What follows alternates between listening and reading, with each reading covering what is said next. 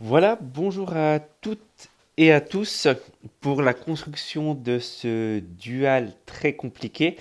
Alors pour être honnête, j'ai vu qu'il fallait faire le numéro B. J'ai sauvé l'image que vous voyez sous les yeux dans mon petit programme GeoGebra.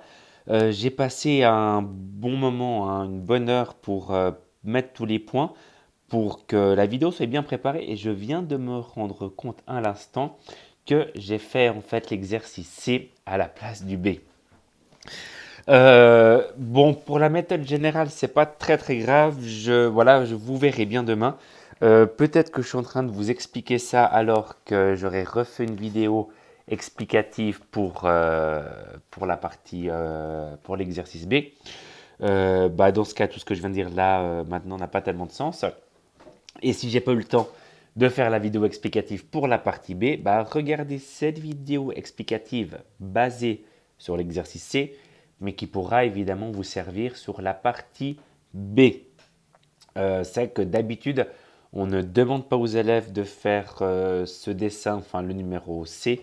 Il est vraiment très très compliqué. Alors ceux qui sont très bons au dessin, qui veulent s'essayer et le terminer, évidemment, vous avez mes plus sincères encouragements. Alors, euh, j'aimerais surtout qu'on parle d'un problème, d'un point qui ne s'est pas vu à l'exercice A. L'exercice A, au final, vous aviez 4 sommets et vous avez relié, je parle des 4 sommets du dual, hein, pas du tétraèdre de base. Vous avez construit 4 sommets et vous avez relié tous ces sommets entre eux. Lorsque la forme est plus complexe, avec plus de faces, il y aura forcément plus de nouveaux sommets. Et ben voilà, il y a des choses un peu plus complexes qui arrivent. Alors, juste petit rappel. Donc, première chose à faire quand on veut construire le dual d'une forme, c'est de regarder les noms des formes que composent les faces de votre solide. Ici, les faces sont toutes des pentagones. C'est un nombre impair, donc on va créer euh, les, euh, les médiatrices. C'est-à-dire que les médianes, excusez-moi. C'est-à-dire qu'on va prendre les sommets. Il y a déjà 5 sommets en bleu. Seul ce qu'on avait fait avant, c'est-à-dire prendre le centre de voilà de deux segments et puis de relier ces segments-là au côté opposé. Et le point d'intersection que vous voyez, ça sera le centre de gravité de cette face-là. J'espère que c'est clair. Alors, ce que je vais faire, je vais revenir en arrière. Je ne vais pas vous montrer toutes les constructions étape par étape, mais plutôt la fin des constructions. Sinon, ça sera beaucoup trop long. Alors, euh, on va partir sur ce polygone, cette face-là. Donc, c'est le pentagone du haut. Vous trouvez les médianes, vous trouvez au final le centre de gravité. Voilà le centre de gravité de ce pentagone. Maintenant, la question qu'il faut se poser, que ce soit pour cet exercice C, mais pour l'exercice B aussi, cette face-là, elle touche quelle autre face? Alors, elle touche cette face, elle touche cette face aussi, ou je peux peut-être les effacer au fur et à mesure. Cette face, la face,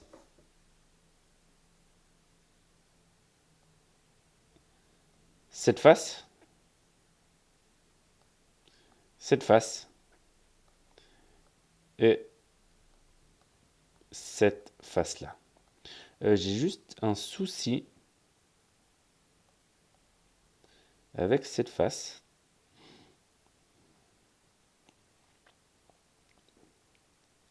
Euh, non, c'est bon, excusez-moi. Quand je mets le polygone en surimpression, voilà, les traitillés avaient disparu, donc je ne la voyais pas du bon sens. Alors, on a dit que cette face touchait cette face. Donc, on part avec cette face-là, on construit les médianes et on trouve le centre de gravité. Alors, faites vraiment les médianes de manière très très très légère et vous allez trouver ce centre de gravité-là. Ensuite, on a dit que cette face touchait cette face. Donc on va construire le centre de gravité de cette face-là. Voilà. La face du haut, toujours la même, touche encore une autre face. Celle-là, évidemment, la face du haut est un pentagone, donc elle va toucher 5 autres faces. Donc cette face-là, son centre de gravité, il est là. Elle va toucher encore voilà, 2 autres faces. Qu'est-ce qui s'est passé avec ce segment-là? Excusez-moi. C'est bizarre. C'est bizarre, c'est bizarre. Comment est-ce qu'on les fasse? Je vais voilà, le mettre en bas à droite, ça sera plus simple. Il est là, c'est ce segment-là. Ok. Qu'est-ce qu'on disait? Oui. Donc, cette face-là, il faut trouver le centre de gravité, c'est celui-là. Et on a une dernière face, c'est la face qui est devant vous à gauche. Le centre de gravité est là. Voilà. Donc, on a tous ces centres de gravité. Donc, c'est-à-dire que à partir du sommet du haut, on va relier ce sommet à ce sommet, ce sommet à ce sommet, ce sommet à ce sommet, celui-là à celui-là, et celui-là à celui-là. Voilà, ça c'est le début. Ensuite, une fois que c'est fait, eh ben, vous partez, vous analysez cette face et vous faites la même chose. Bah, cette face-là touche quelle autre face? Elle va toucher évidemment 5 autres faces. Elle va toucher cette face-là, par exemple. Donc, on va avoir à relier, qu'est-ce que je disais, pardon, cette face-là. Ok, donc on va avoir à relier ce segment avec ce segment. Voilà l'analyse suivante. Si, je vous laisse faire l'analyse de savoir quelle face touche quelle autre face, c'est assez complexe. Voilà, alors ça teste bien la vision en 3D. On aura aussi, voilà, ça à relier. Il y aura aussi ce segment-là à relier. Il y aura ce segment-là à relier. Et il y aura ce segment-là à relier aussi. Après, attention, l'idée, ça serait de mettre un peu de 3 dimensions en mettant les segments qui sont invisibles.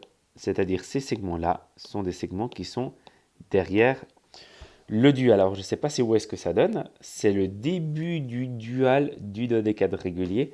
Si vous voulez tenter cet exercice jusqu'au bout, vous pouvez le faire. Sinon, partez sur le B. Il est un peu plus simple car les faces sont des triangles et du coup, chaque face touche que 3 autres faces. Et dans l'exemple que vous avez sous les yeux, chaque face touche 5 autres faces, ce qui est plus compliqué. Voilà, je vous laisse à vos crayons, à vos gommes, vous en aurez besoin. Je vous donnerai le corrigé du coup du A, du B et du C, comme ça vous aurez tout. Et je vous souhaite encore un bon week-end. Je vais essayer de mettre au plus vite le programme de la semaine prochaine. Voilà, comme toujours, soyez attentifs sur l'évolution du site web, allez le regarder tous les jours. Et voilà, une fois faites votre programme, notez votre programme dans votre agenda et soyez attentifs aux évolutions qu'il y a. Voilà, bon week-end encore à toutes et à tous. Merci de votre attention. Au revoir.